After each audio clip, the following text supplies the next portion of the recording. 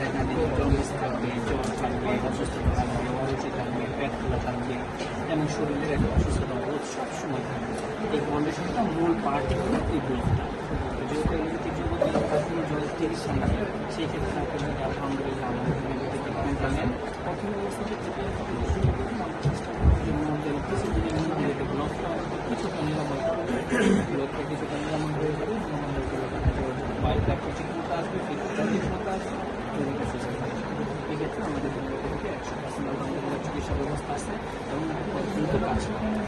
এই ক্ষেত্রে আপনি যদি আপনার সম্ভব না আপনার বাবাকে নিয়ে আসেন, তাহলে নিয়ে আসবেন। যদি ওনাকে নিয়ে আসা সম্ভব না হয়, দেখেছি ওনাকে ভিডিও করবেন, ওনার বর্তমান কন্ডিশন একটা পড়া ভিডিও করবেন, থেকে